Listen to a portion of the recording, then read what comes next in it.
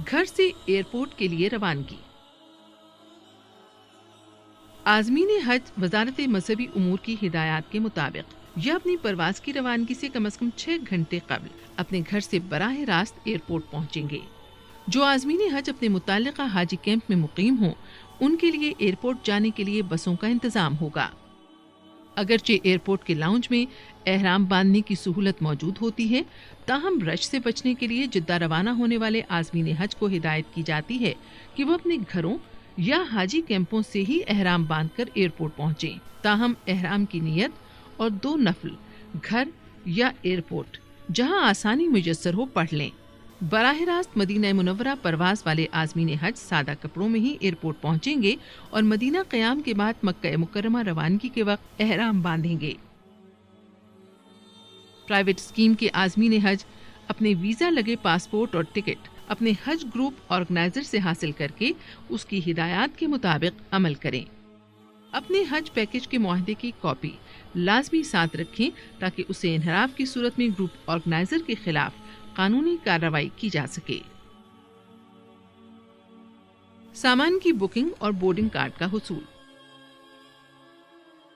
Airport کی عمارت میں داخل ہونے کے بعد کسٹم حکام آپ کا سامان چیک کریں گے۔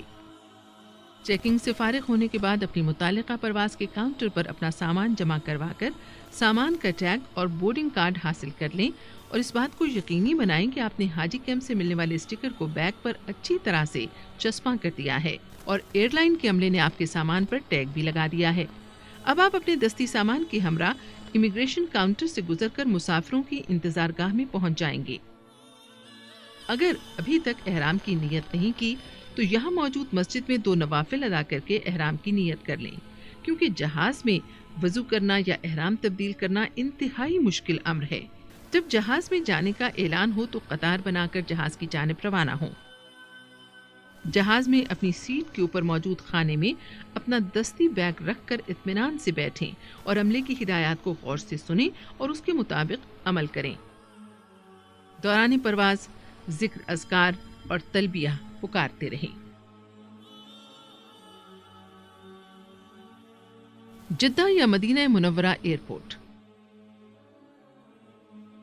جدہ یا مدینہ منورہ ایئرپورٹ پر لینڈ کرتے ہی سب سے پہلے آپ کا واسطہ سعودی امیگریشن حکام سے پڑے گا، جو آپ کے پاسپورٹ چیک کرنے کے بعد داخلے کی مہر لگائیں گے۔ یہاں کافی وقت صرف ہو سکتا ہے۔ امیگریشن سے فارغ ہو کر مخصوص راستوں سے ہوتے ہوئے آپ ایک بڑے ہال میں پہنچیں گے۔ سعودی حکام کی رہنمائی میں یہیں سے آپ کو اپنا سامان ملے گا، جو آپ کی آمد کے ساتھ ہی کنویئر بیلٹ کے ذریعے اس ہال کے بیرونی حصے میں پہنچا دیا جاتا ہے۔ اپنا سامان وصول کرنے کے بعد آپ کو سعودی کسٹمز کے عملے سے واسطہ پڑے گا۔ سامان کی چیکنگ کے دوران کسٹمز کے عملے کو مطمئن کیے بغیر کوئی بھی مسافر ایئرپورٹ سے باہر نہیں جا سکتا۔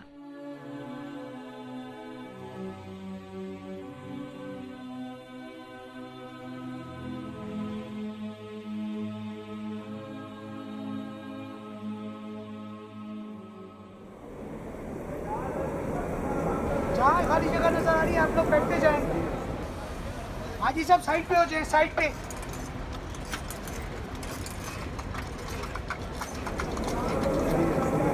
گزارش ہے کہ آپ کا سامان آ گیا، سامان چیک کر لیں۔ اگر آپ کا سامان آ گیا تو اٹھا کر اپنے پاس رکھ لیں، اپنا سامان پورا کر لیں۔